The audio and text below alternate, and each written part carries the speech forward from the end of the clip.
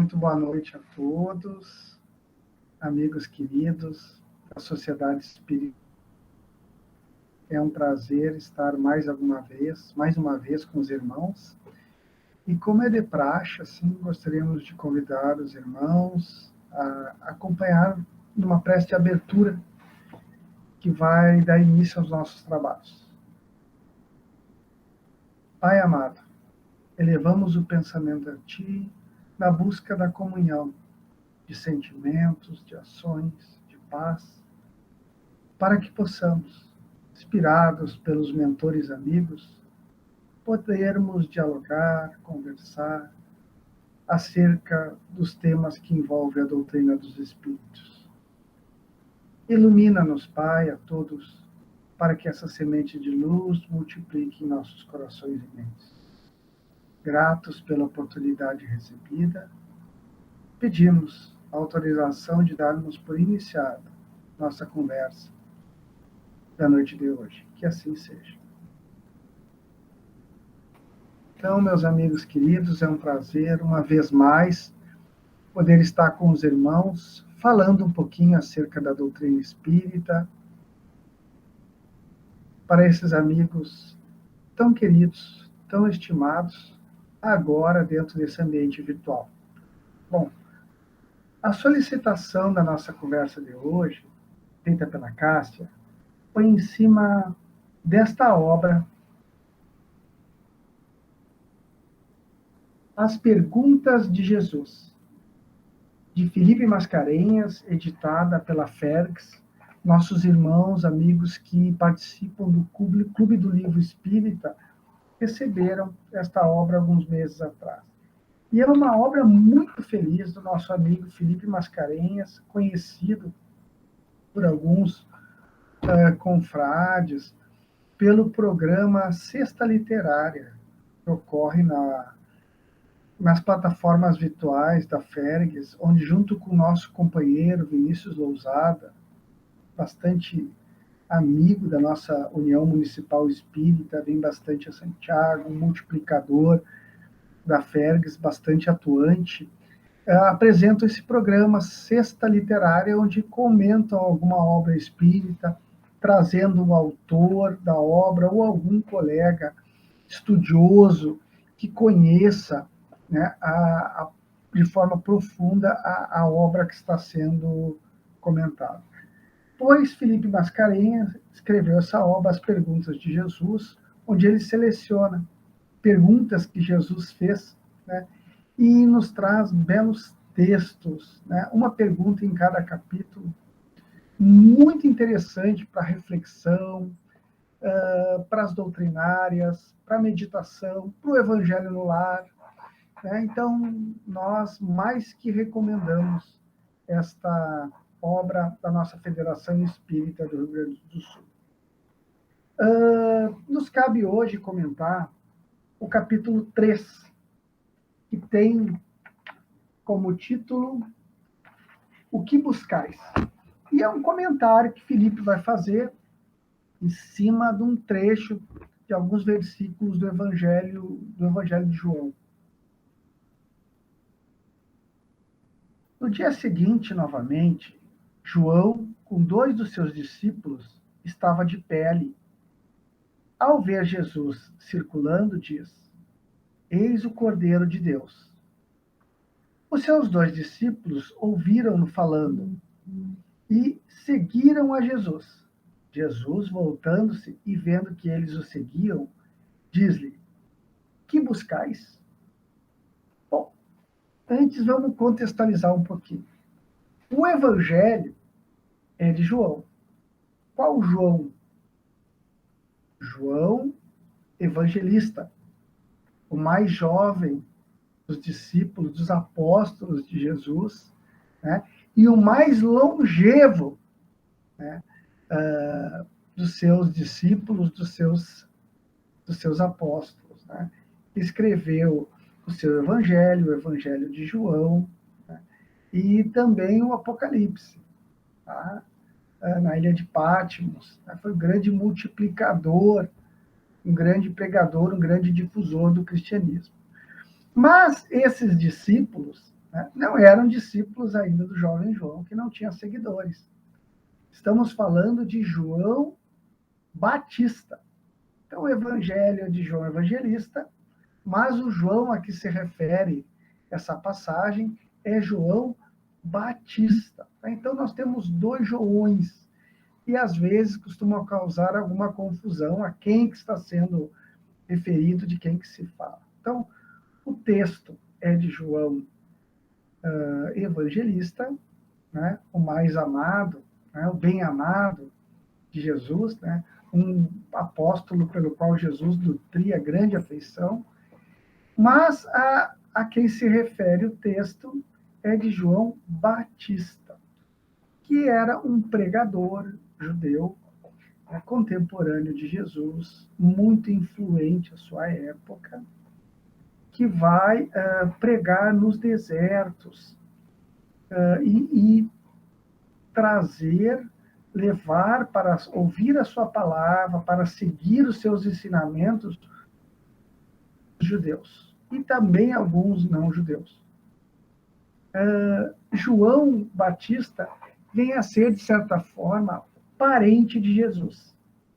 Ele era filho de Zacarias, um sacerdote do templo, já de idade bastante avançada, e de Isabel. Isabel vem a ser parente de Maria, mãe de Jesus. As escrituras são um tanto quanto duvidosas, porque o termo usado é parente, mas comumente se trata, ou se entende, os evangelistas, os estudiosos do evangelho, que Isabel e Maria eram primas. Então, Jesus e João Batista seriam primos em segundo grau. Mas o certo é que eram parentes. E tanto Zacarias como Isabel já tinham bastante idade. E Isabel era tida, se entendia, como infértil. Então, eles não tinham filhos. Até que, num determinado momento, exercendo as suas funções no templo, Zacarias vê a presença de um anjo que vai lhe dizer que ele receberia, que Isabel estaria grávida e que o nome desse bebê, dessa criança que nasceria do ventre de Isabel, se chamaria João. É um dos episódios muito bonitos, né, do Novo Testamento, muito bem narrado pelo evangelista Lucas. Então, João vai ser criado dentro do judaísmo e vai receber um conhecimento religioso bastante sólido dentro do judaísmo. De uma inteligência vigorosa, de uma vontade enérgica, dentro de algum tempo, ele começa a pregar, particularmente nos desertos. E a pregação de João, ele era bastante crítica do sistema religioso dominante. Ele fazia duras críticas aos fariseus, aos doutores da lei, aos judeus que dirigiam o judaísmo. Chamava de ninho de serpentes ou de víboras.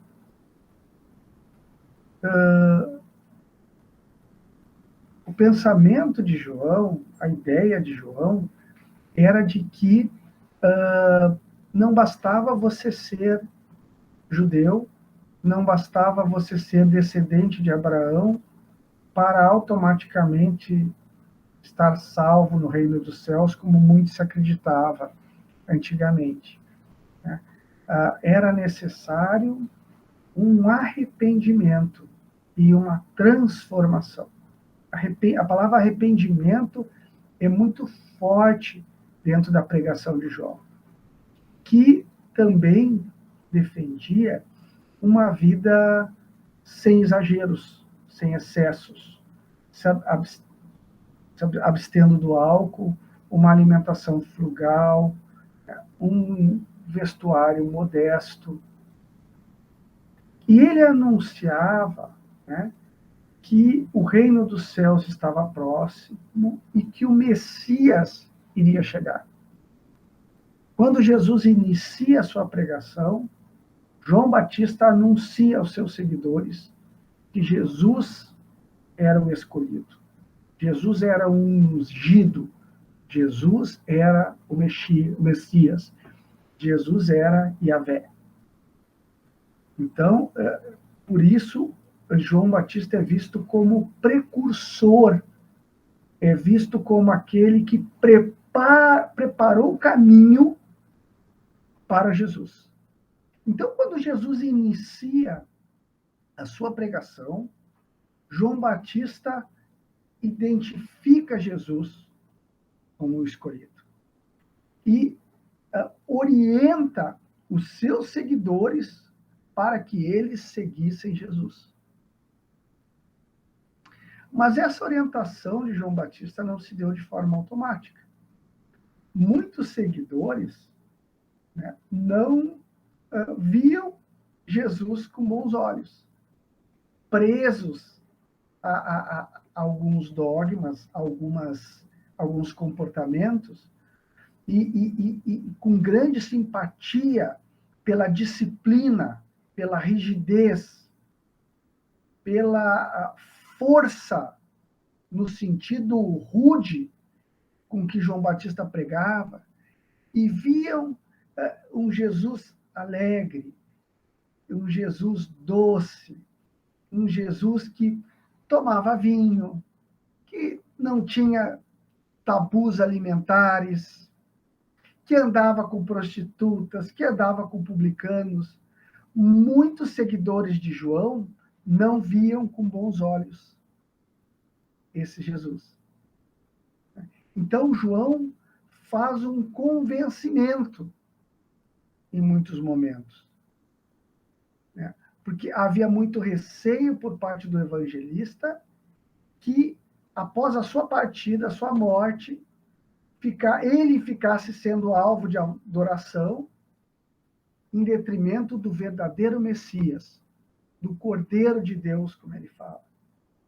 Então, João, especificamente, leva nessa passagem 2 dos seus seguidores e aponta: esse é o Cordeiro de Deus, esse é o Messias, esse é o escolhido. E esses apóstolos seguem Jesus. E Jesus vê eles seguindo. Apóstolos de João, seguidores de João, acompanham Jesus. E Jesus se vira a eles e pergunta, as perguntas típicas de Jesus, né? Que buscais? Claro que Jesus sabia o que eles estavam buscando, né? Mas queria ouvir deles. O que vocês querem? Qual é a expectativa que vocês têm com relação a mim e a minha doutrina? E o que vocês querem? Quais são os seus objetivos, as suas expectativas me seguindo?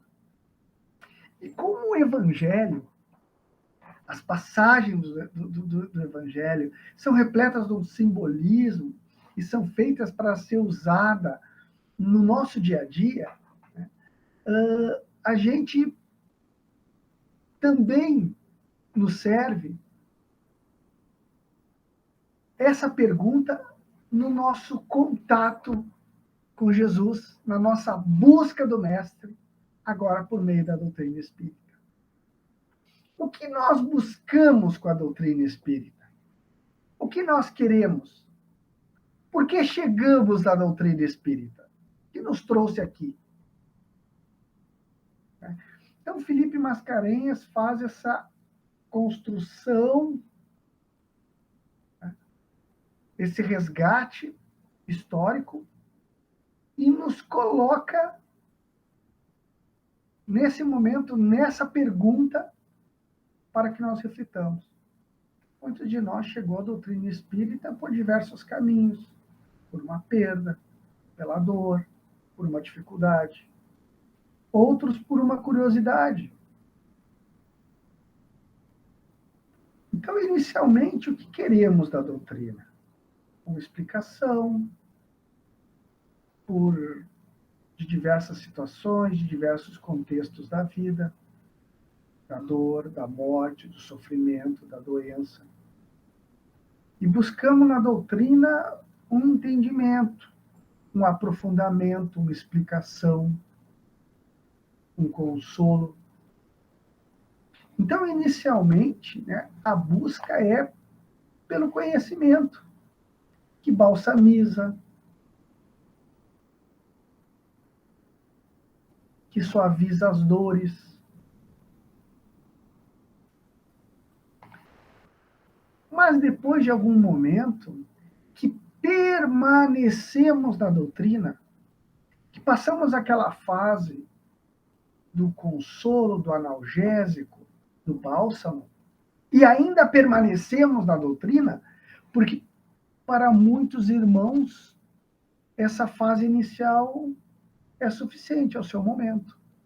Buscam o consolo, o bálsamo, o alívio, se afastam, seguindo o seu momento, o seu estado de espírito,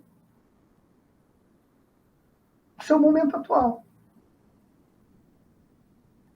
Mas, e para muitos que permanecem na doutrina, como estudantes, como trabalhadores, como frequentadores assíduos,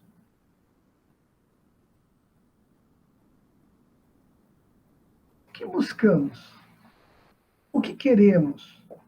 Quais são nossas expectativas? Porque assim como João Batista, e nós falamos pouco de João, né, dentro das nossas exposições doutrinárias, até mesmo no estudo aprofundado da doutrina espírita, nós estudamos ali pouco de João. E esse João que preparou os caminhos para Jesus, que criou um contexto que favorecesse a boa nova do Cristo, João, ele desestrutura o judaísmo.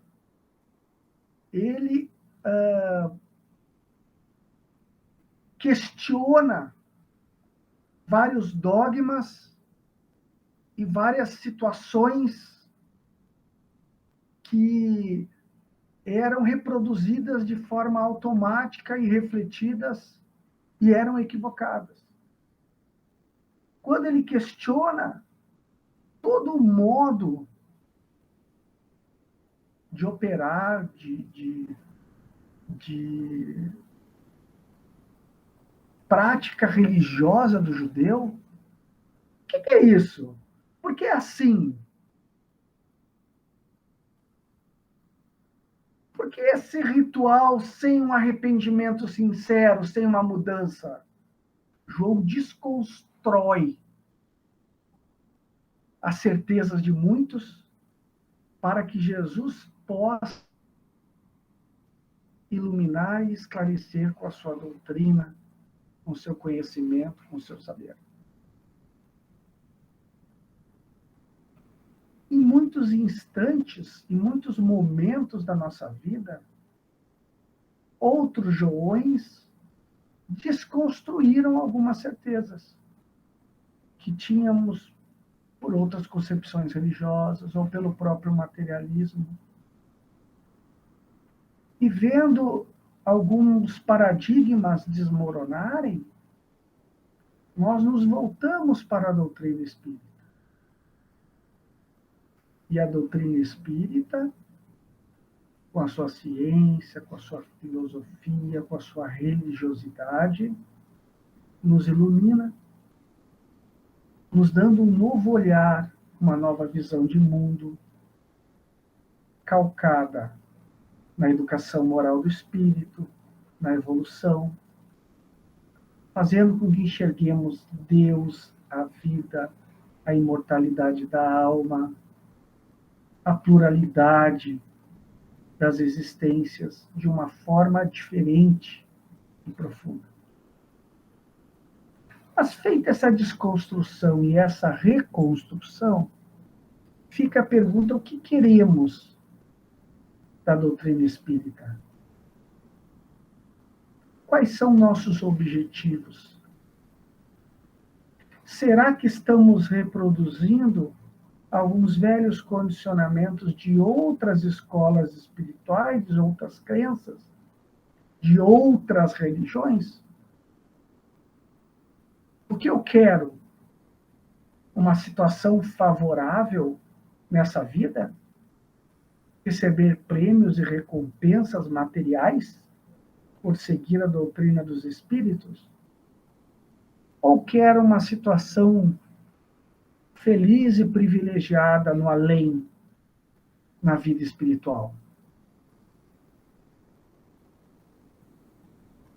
Distinções, honrarias, prêmios, por agora estar pertencendo às fileiras do espiritismo.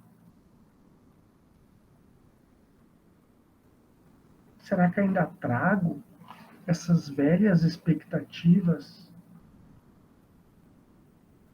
essa visão ainda primitiva e infantilizada da relação entre o homem e a escola espiritual em que estamos matriculados? Ou eu já busco, dentro das fileiras do espiritismo, a minha transformação moral, a minha melhora, a construção do homem de bem no meu íntimo, a reforma íntima, a desconstrução do homem velho para a elaboração, o soerguimento do homem regenerado. O reino dos céus, que Jesus tanto falou e tão pouco se compreende nos dias de hoje, onde muitos ainda acreditam que é um local no espaço, ou uma honraria, um título outorgado por alguma autoridade religiosa, que nada mais é do que um estado vibratório, evolutivo, um nível espiritual alcançado, em que eu, preenchido de amor e de conhecimento, sou uno com o Criador.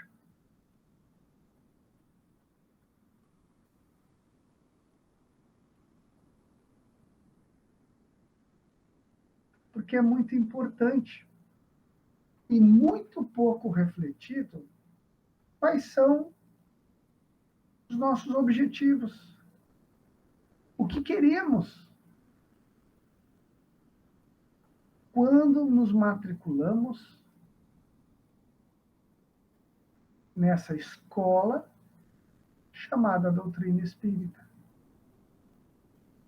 E muitas vezes vamos para uma escola nova, para uma doutrina nova, mas ainda com objetivos velhos, antigos, de privilégios, de recompensas materiais, de distinção, de honraria, de destaque.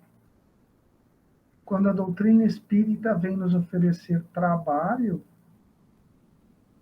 e esforço no autoaprimoramento. E aí as pessoas simplesmente trocam o céu da igreja medieval o paraíso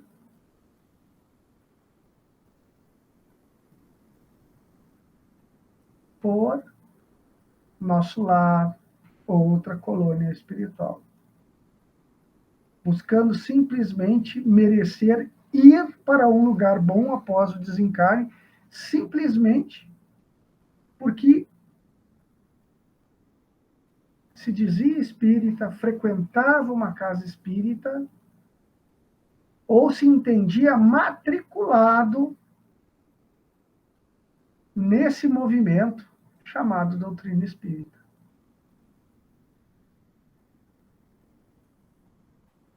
E aí nós caímos no vício de origem. E não entendendo, desde lá, antes mesmo de Jesus, o que João Batista já vinha tentando explicar ao povo mais de 2000 anos atrás.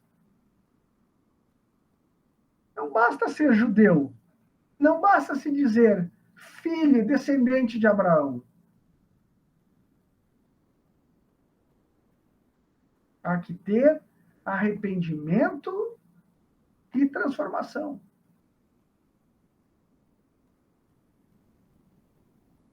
E todo esse arrependimento, João Batista simbolizava no batismo das águas do rio. Hoje entendemos não ser necessário simbolismo nenhum. Derramar ou não derramar águas sobre a cabeça de um adulto ou sobre a fronte de um bebezinho não o torna automaticamente eleito ou dá privilégio algum.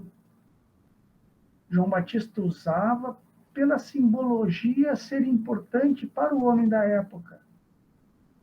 Mas o batismo real se dá pelo espírito maduro, na luta e nas lágrimas que ele derrama por vezes, na luta contra suas más tendências e na busca das virtudes e dos saberes que lhe faltam.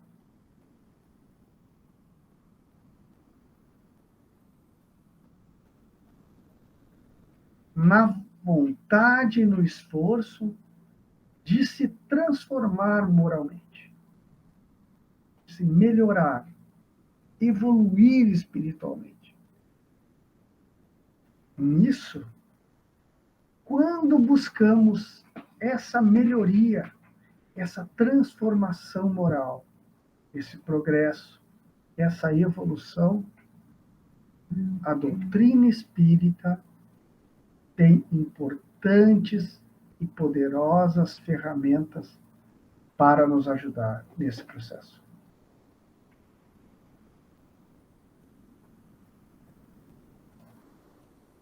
Aí sim, estamos buscando as coisas certas no lugar certo.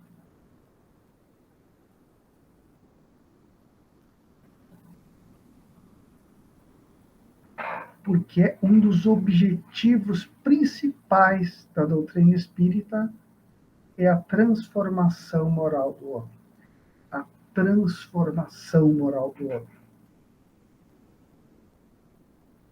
Que se dá pelo esforço individual de cada um para dominar suas más tendências e agregar sentimentos e saberes que o elevam e o aproximam de Deus. É um trabalho educativo e evolutivo. Por isso a doutrina espírita nos permite enxergar com mais profundidade, com mais clareza, com mais maturidade os ensinamentos evangélicos, nos dando condição de entender e interpretar o que antes não entendíamos, que ficava enevoado, misterioso. porque ainda não tínhamos maturidade espiritual, saberes e, portanto, as ferramentas certas para abrir aquela porta do entendimento. Então é sempre importante refletir. O que estamos buscando na doutrina? O que queremos? E aí sim, sabendo o que queremos, sabemos para onde ir. E aí, qual caminho tomar? A doutrina espírita é um caminho, quase um atalho, desde que saibamos o que queremos e para onde queremos ir. Lindo texto de Felipe Mascarenhas, recomendamos essa obra. As Perguntas de Jesus, esse jovem autor, né, livro da nossa Federação Espírita do Rio Grande do Sul, da nossa FERGS, editora, que fez parte do Clube do Livro, obra muito bem feita, uma pesquisa, uma revisão histórica muito interessante e que é bastante útil para os nossos estudos, nossas reflexões, Evangelho no Lar, que vai trazer interessantes reflexões a todos nós. Sem a pretensão de esgotar o assunto, que fique uma pérolazinha, né? Uma degustação, para que nós possamos refletir e meditar um pouco mais. O que buscamos da doutrina espírita, do espiritismo e do evangelho, à luz da doutrina dos espíritos? Muita paz a todos, que Jesus nos abençoe agora e sempre. Convidamos, então, mais uma vez, nossos irmãos queridos, para, por meio de uma prece, levarmos o pensamento a Deus. Pai amado, te agradecemos essa oportunidade ímpar e que possamos buscar, dessa vez, o que realmente importa, o que realmente é útil, o que é necessário para o nosso espírito. Que possamos crescer em virtude e em sabedoria, rumando para próximo de Ti, construindo no nosso íntimo o reino dos céus, que é interior e não externo. Gratos pelo amparo, pelo auxílio dos benfeitores espirituais, e com a permissão de Deus, de Jesus e dos bons espíritos, damos por encerrado nosso estudo da noite de hoje. Assim seja, muita paz a todos. Fiquem bem. Que Deus nos abençoe.